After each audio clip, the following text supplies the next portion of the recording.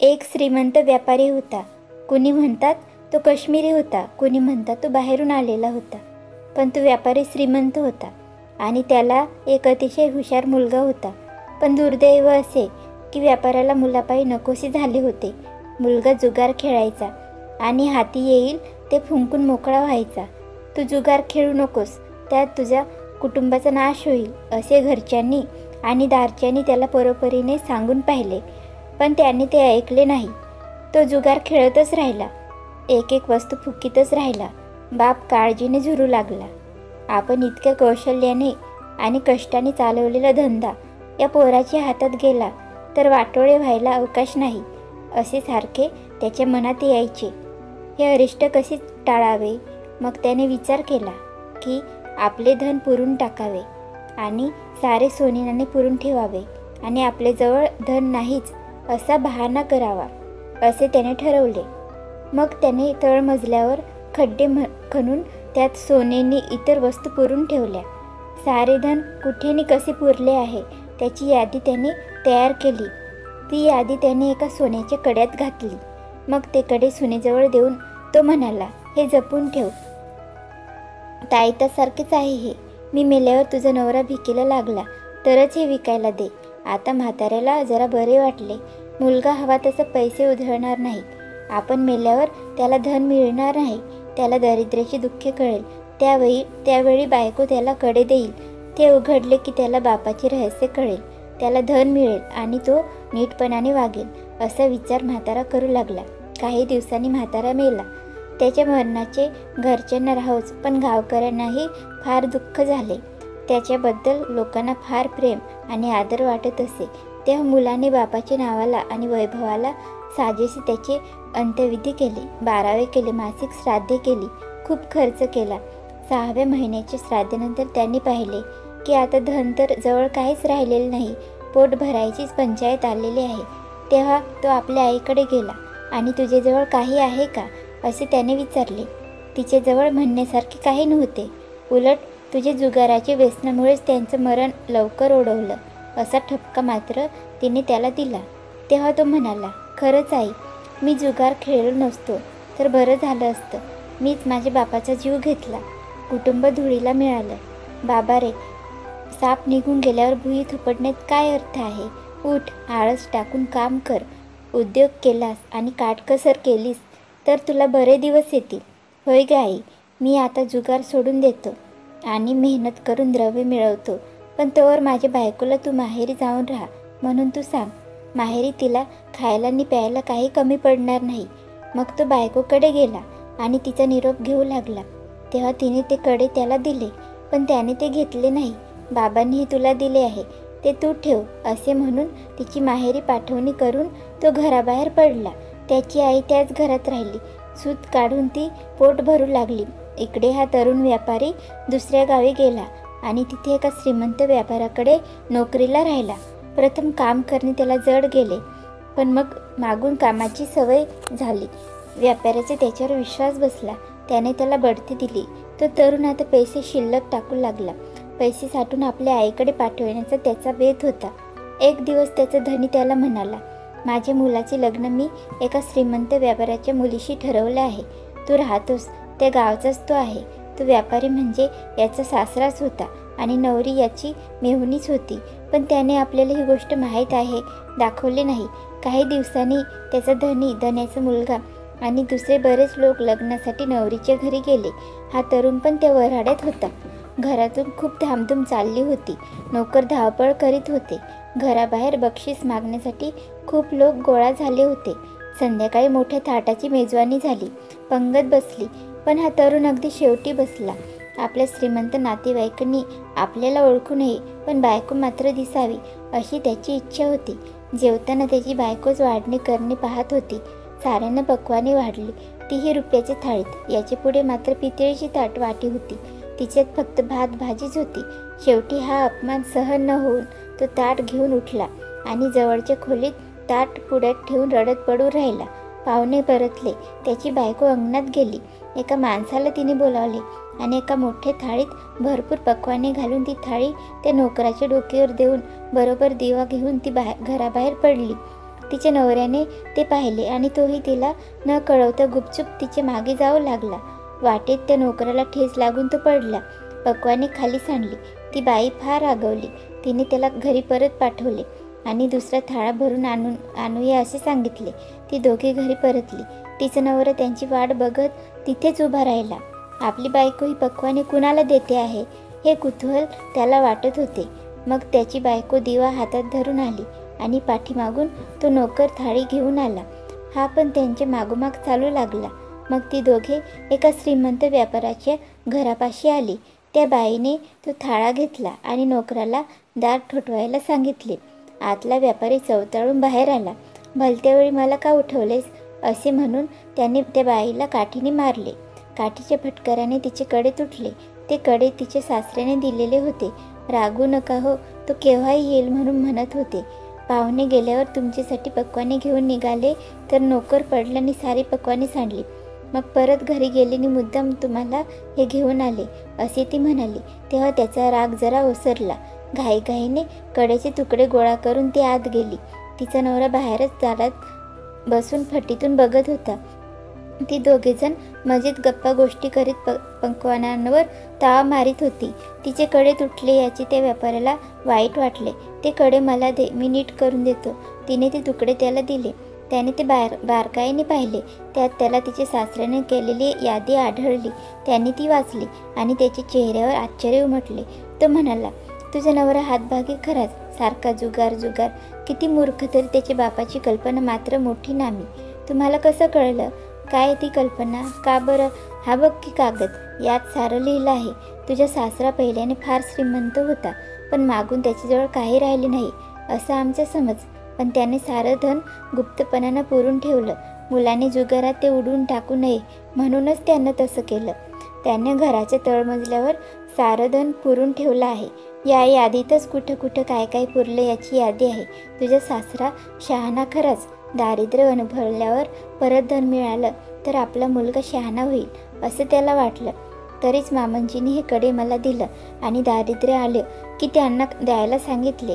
खरं सांग, तुझं प्रेम तुझ्या नवऱ्यावर आहे की माझ्यावर? अर्थात तुमच्यावर. माझ्या नवऱ्यानं माझा कसा छळ केला ते देवालाच माहीत. तो आता फिरून दृष्टीस तरी पडेल की नाही कुणाला माहीत. तर मग मला तुझ्या सासऱ्याच्या घराची चांगली माहिती आहे.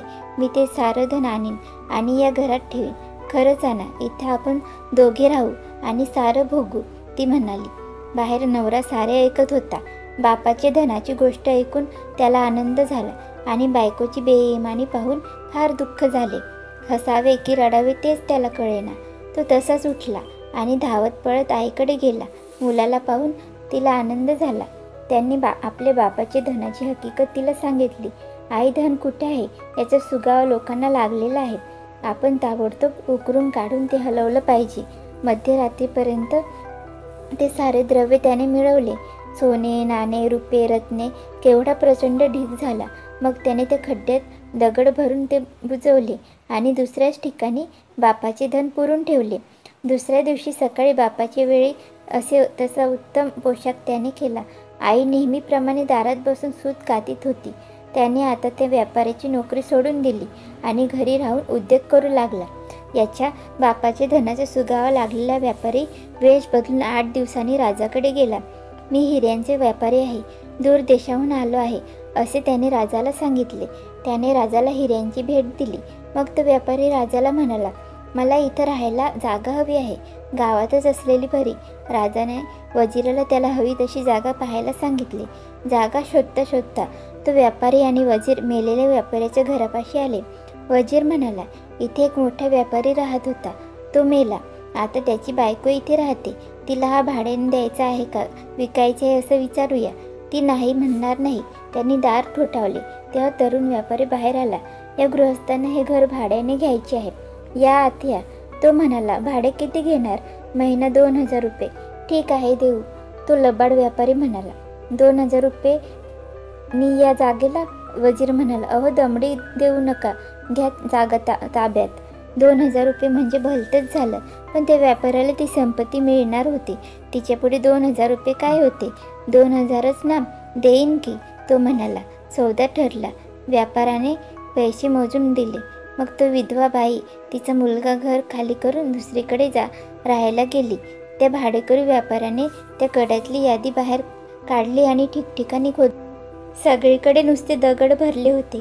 ते पाहून तो संतापला आणि म्हणाला, एकतर तिचे सासऱ्याने लबाडीने ती यादी केली आहे, नाहीतर दुसऱ्या कुणाला तरी धनाचा सुगावा लागलेला आहे. त्यानं सारं धन काढून नेले आहे.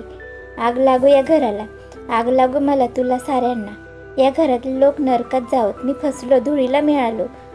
मग पायात जोडे घालून शाल लपेटून घेऊन तो वेड्यासारखा त्या घराबाहेर पडला आणि आपल्या घरी निघून गेला. तो निघून गेल्याचे पाहून खरा मालक आपल्या घरी राहायला आला. आई पण आली. हळूहळू त्याने आपली राहणी सुधारली. धंद्यात त्याला प्रतिष्ठा आली. फिरून एक श्रीमंत व्यापारी अशी त्याची ख्याती झाली. तेव्हा त्याची आई म्हणाली, आता तुझं जम चांगला बसला आहे, तर आता सुनबाईला घेऊन ये. तिचं नाव काढू नकोस. पण आईला राहावेल ना. ती सुनेची माहेरी गेली. तिची आईबापांना म्हणाली, काही करा पण मला माझ्या मुलाला बोलवा आणि सुनेला घरी पाठवून द्या. त्याप्रमाणे सासूरवाडचे बोलावणे आले. तो गेला. त्यावेळी त्या श्रीमंत जावयाचे स्वागत काय विचारावे. बायको नटून थटून हसत आली. तुम्ही किती दिवसांनी भेटलात. देवानं तुम्हाला चांगले दिवस आणले. बरं झालं बाई, मी अगदी वाट पाहत होते, ती म्हणाली. रात्री जेवण खाऊन ती दोघे झोपायला गेली. नवरा घोरू लागला आणि एकदम अरे हे खरं आहे का असे ओरडत उठून बसला. अहो काय झालं तिने विचारले. अगं काय स्वप्नात पडलं तरी काय सांगू. काय ते स्वप्न सांगा तरी. सांगतो ऐक. मला असं दिसलं की या घरात मोठं लग्न आहे. तुझ्या बहिणीचं लग्न एका बड्या व्यापाऱ्याच्या मुलाशी ठरलं आहे. मी ते व्यापाऱ्याचा नोकर आहे. लग्नाची मेजवानीत तू आडथे आहेस. साऱ्यांना पक्वान वाढली, पण माझ्याकडे कुणी बघितलं सुद्धा नाही. मला फक्त भाजी भात. मग रात्री थाळ्यात पक्वान घालून ती गड्याच्या डोक्यावर देऊन हातात दिवा धरून तू एका श्रीमंत व्यापाऱ्याच्या घरी जायला निघालीस. वाटेत गडी पडला तेव्हा तू परत घरी जाऊन पक्वान नेलीस. त्या व्यापाऱ्याला तू उशीर केलास म्हणून फार राग आला. त्यानं तुला काठीनं मारलं. तुझ्या हातात माझ्या बाबांनी दिलेले कडे होते. ते काठीच्या फटक्यात मोडलं. बघ, मला हे सारं आता डोळ्यापुढं घडल्यासारखं वाटतं आहे. हे ऐकून ती भीतीने पांढरी पटक पडली. आपले विंग बाहेर पडले हे तिने ओळखले. तिला भयंकर धक्का बसला आणि ती मेली. ती मरून पडलेली पाहून नवरा घाबरला. आपल्यावर खुनाचा आळ यायला नको म्हणून त्याने तिचे प्रेत शालीत लपेटले. मग तिला खांद्यावर घेऊन त्याने त्या लबाड व्यापाऱ्याचे दार ठोठावले आणि ते प्रेत दारात ठेवले. व्यापारी तणतणत बाहेर आला आणि उशीर केल्याबद्दल तिला रागवू लागला. नवऱ्याजवळ किती वेळ राहिलीस असे आणि का असे म्हणून त्याने तिचा हात धरला आणि तो घाबरून मागे सरला. आपण रागावल्यामुळे ती मेली असे त्याला वाटले. मग एका कापडाच्या ताग्यात त्याने तिचे प्रेत गुंडाळले आणि आपल्या दुकानातल्या कपाटात ते नेऊन ठेवले. त्या कपाटाला दार नव्हते. तिच्या नवऱ्याने हे पाहिले आणि तो तिथून परतला व घरात जाऊन झोपला. सकाळी खूप उशिरा उठला. सासऱ्याने विचारले, तुम्ही न्याहारीच्या वेळेला का आला नाहीत. मी फार दमलो होतो. पुष्कळ वेळ बायकोच्या विचित्र वागणीने मला झोप आली नाही. ती उठली आणि बाहेर निघून गेली. कुठं कुणास ठाऊक. त्याच्या सासूला आपल्या लेकीचे चरित्र चांगले माहीत होते. ती म्हणाली, कदाचित बरं नसेल म्हणून बाहेरच्या खोलीत झोपली असेल. मी जाऊन बघते. ती गेली. तेवढ्यात जावई सासऱ्याला म्हणाला, मला तुमच्याकडून माझ्या दुकानात नाहीत अशा बऱ्याच वस्तू घ्यायच्या आहेत. सासरा हो म्हणाला. जावयाने पुष्कळ वस्तू पाहिल्या पण त्याला हव्या त्या वस्तू काही तिथे नव्हत्या. तेव्हा सासरा म्हणाला, माझ्याकडे नाहीत पण दुसऱ्या व्यापाऱ्याकडे बरेच काही आहे. तिथं आपण जाऊया. त्याचं घर लांब आहे पण रस्ता रम्य आहे. हा व्यापारी फार चतुर आणि गोड माणूस आहे. मग ते दोघेजण ते चतुर आणि गोड व्यापाऱ्याकडे गेले. तो व्यापारी म्हणजेच तो लबाड व्यापारी. व्यापाऱ्याने ते दोघांचे स्वागत केले. त्याने आपल्याकडचा उंची माल त्यांना दाखवला. पण तिथे पश्मिना लोकरीचे कापडाचे तुकडे होते आणि सारे लोकरीच्या कापडांचे तागे होते. रेशमी कापडाची ठाणे होती. जावयाने त्यातले गठ्ठे पाहायला मागितले. तो गोड व्यापारी म्हणाला, ते तर साधे गठ्ठे आहेत. उंची माल त्यात नाही. पण मला तेच पाहायचे आहेत. व्यापाऱ्याने प्रेत असलेला तागा खोलण्याची परकाष्ठेची टंगळमंगळ केली पण अखेर त्याला तो तागा लागला आणि ते बाईचे प्रेत बाहेर पडले. ते प्रेत पाहून तिच्या बापाची आणि ते व्यापाऱ्याची काय अवस्था झाली ती काय सांगावी. बाप घाबरून बेशुद्ध होऊन खाली पडला. तो गोड व्यापारी भीतीने घाबरू लागला. तो जणू खूप दुःख झालं आहे असे दाखवत म्हणाला, माझी बायको मेली हो माझी बायको गेली आणि त्याने कोतवालाला बोलावले आणि खुनाची शिक्षा करवतो असे सांगितले. तेव्हा तो गोड व्यापारी म्हणाला, अहो गप्प राहा ना, तुम्ही ओरडत राहिलात तर तिच्या खुनाचं पाप माझ्या डोक्यावर येईल ना. मला अडवू नका, मी कोतवालाला सारं सांगेन. अरे मित्रा, जरा विचार कर ना, दुसऱ्याला मारून तुला काय मिळणार आहे? देवाला माहीत आहे की मी निर्दोष आहे. मला अडवू नको, मला न्याय हवा आहे. तुझ्या नीच कर्माचं फळ तुला भोगलंच पाहिजे. मित्र, तुझ्या पाया पडतो. हिचं प्रेत माझ्या कापडात गुंडाळलेलं मिळालं, हा मोठाच पुरावा माझ्या विरुद्ध आहे. मी तुला सारी दौलत होतो, पण माझे कुटुंबानी या नाव वाचव. इतक्यात तिचा बाप शुद्धीवर आला आणि म्हणाला, जावई बुवा, माझी मुलगी मेली ती देवाची आज्ञेनं, त्याचं काही दोष नाही असं समजाने ते देत आहेत, ती दौलत घ्या. दौलतीला मान्यता देऊन जावई सासऱ्याबरोबर त्याच्या घरी गेला. मग त्याचा निरोप घेऊन तो आपल्या घरी गेला. त्याच्या आईला तो इतक्या लवकर आणि एकटाच आलेलं पाहून वाईट वाटले. तो काहीच बोलला नाही. पण ती मेल्याची बातमी गावभर झाली. ती अकस्मात कशी मेली हे मात्र कुणालाच कळले नाही. मग लवकरच त्या तरुण व्यापाऱ्याने दुसरे लग्न करावे म्हणून लोक त्याचे मागे लागले. पण तो म्हणाला, बायकांवर भरोसा ठेवता कामा नाही. तेव्हा लोक म्हणाले, साऱ्या बायका थोडेच सारखे असतात, काही चांगले आणि काही वाईट असायचेच. काही बायका चिनारच्या झाडाप्रमाणे लोकांना सावली देतात, आनंद देतात, तर काही बायका पोटरीला चावणाऱ्या कुत्र्यांसारखे असतात. मग मित्र खूपच आग्रह करू लागले. तेव्हा तो दुसरी बायको शोधायला निघाला. तो पूर्वी ज्या व्यापाऱ्याकडे नोकरी करत होता, ज्याच्या मुलाशी त्याच्या मेहुणीचे लग्न झाले होते, त्याच्याच घरी जाऊन त्याने नोकरी मागितली. त्याला स्वयंपाकाची नोकरी मिळाली. त्या व्यापाऱ्याला एक अतिशय सुंदर आणि सद्गुणी मुलगी होती. ती खरोखरीच चांगली आहे की नाही हे बघण्यासाठी त्याने ती नोकरी पत्करली. एकदा तो व्यापारी एक मेळा होता तिथे यात्रेला निघाला. बायकोला त्याने बरोबर घेतले, बाकीचे मंडळीला घेतले. वयात आलेली मुलगी लोकांच्या नजरेला पडायला नको म्हणून आईने तिला बरोबर घेतले नाही. घरात तिची दाई होती आणि हा स्वयंपाकी होता. मुलीचा बाप गेल्यावर दुसऱ्या दिवशी वजिराचा मुलगा त्या घरावरून चालला असताना त्याला ही सुंदर मुलगी दरवाज्यात उभी असलेली दिसली. त्याला ती फार आवडली. तो घरात गेला आणि त्या स्वयंपाकाला म्हणाला, मला त्या सुंदर मुलीशी भेट करून दे, मी तुला मोठे इनाम देईन. महाराज, ते शक्य नाही. माझ्या मालकाने मला सुद्धा तिच्यापुढे जेवण घेऊन जायला मनाई केलं आहे. पण काहीतरी कर ना. मी काहीच करू शकत नाही. फक्त तिची दाई तेवढी तिच्या खोलीत जाते. तुम्ही तिच्यापाशी बोला. मग दाईला बोलव. स्वयंपाक्याने दाईला बोलावले. दाईला त्याने तुझ्या मालकिनीकडे मला ने असे सांगितले. दाईने त्याला खोलीत नेले. तेव्हा मुलीने विचारले, तुम्ही कोण, कुठून आलात? मी वजिराचा मुलगा आहे. तुझ्या रूपावर भुलून मी इथं आलो आहे. ते ठीक आहे, पण आता मी तुमच्यापाशी आणखी बोलायच्या आधी तुम्ही मला 1,00,000 रुपये दिले पाहिजेत. वजिराच्या मुलाने चिठ्ठीवर तेवढा आकडा लिहून तो तिच्या हाती दिला. तुम्ही धाडस केलं आहे. तुमच्या वडिलांना कळलं तर ते फार रागवतील आणि माझ्या वडिलांनाही कळलं तर ते मला कधी क्षमा करायचे नाहीत. मग दाईला ती म्हणाली, पाहुण्यांना काहीतरी प्यायला आण. दासीने पेय आणले. मुलीने 2 पेले भरले, एक त्याच्यासाठी आणि एक आपल्यासाठी. पण तिने वजिराच्या मुलाच्या पेल्यात एक मादक द्रव्याची पूड टाकली. थोडेसे शब्द बोलून होतात न होतात तो वजिराचा मुलगा बेशुद्ध होऊन खाली पडला. मुलीने दाईला सांगितले की याला उचलून तबेल्यात नेऊन टाक. दाईला तो उचलेना. शेवटी स्वयंपाकाची मदत घेऊन तिने त्याला तबेल्यात नेऊन टाकले. वजिराचा मुलगा शुद्धीवर आला तेव्हा स्वभावावर घोडेच होते. अरेच्या, त्या मुलीनं मला फसवलं असे म्हणून तो उठला आणि घरी निघून गेला. दुसऱ्या दिवशी वजिराचा मुलगा आला आणि दाईकडे त्या मुलीची भेट मागू लागला. मुलगी म्हणाली, 1,00,000 रुपये द्या. वजिराच्या मुलाने 1,00,000 रुपये दिले. दाई त्याला मुलीच्या खोलीत घेऊन गेली. त्यावेळी मुलीने खायला आणायला सांगितले आणि गुंगीचे औषध वजिराच्या मुलाच्या अन्नात घातले. अन्न पोटात जातात तो बेशुद्ध झाला. दाई आणि स्वयंपाकी त्या दोघांनी त्याला तबेल्यात नेऊन टाकले. तिसऱ्या दिवशी तो फिरून आला. 1,00,000 रुपये घेऊन तो दाईबरोबर मुलीच्या खोलीत गेला. आज काही खायची प्यायची नाही असे त्याने ठरवले. पण मुलीने खायला आणायला सांगितले. तेव्हा वजिराचा मुलगा म्हणाला, माझी प्रकृती बरी नाही. हकीमांनी मला जे खायला दिलं आहे ते मी माझ्या नोकराबरोबर इथं आणलं आहे.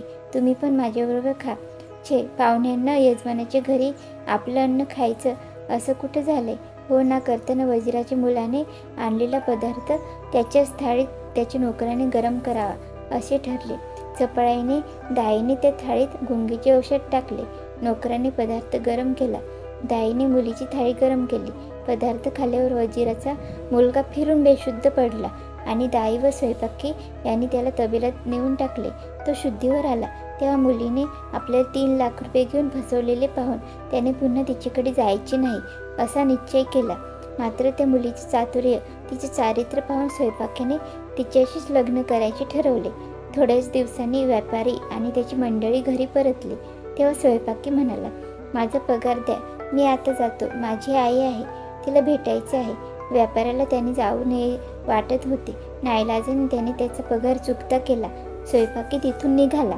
घरी आल्यावर त्याने मित्रांना आपण नवरी शोधली आहे म्हणून सांगितले. मग मध्यस्थ जुळून लग्न जुळवले गेले. लग्न मोठ्या थाटात पार पडले. लग्न झाल्यावर ती मुलगी आपला नवरा खरेच हुशार आहे की नाही हे त्याला प्रश्न विचारून बघत होती. तेव्हा तो म्हणाला, हे बघ, मी काही वजिराचा मुलगा नाही फसवायला किंवा लाख रुपये घेऊन बुडवायला. ती चमकली.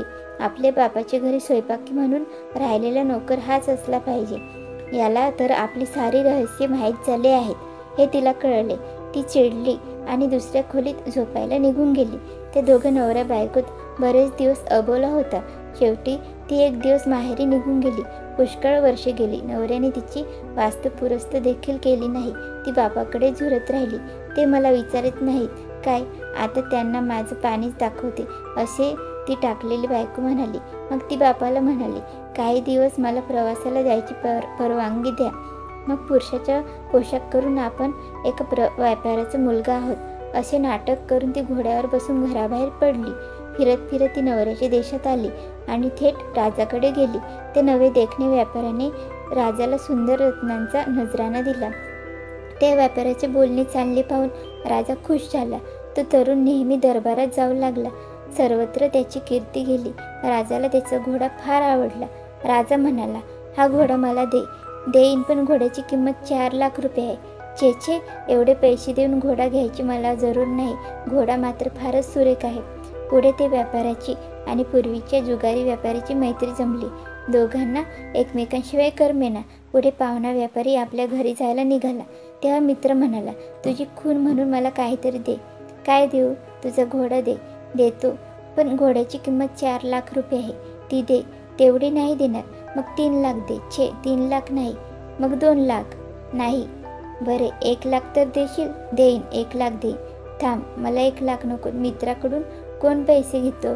पण मला मागेल ते देशील? देईन.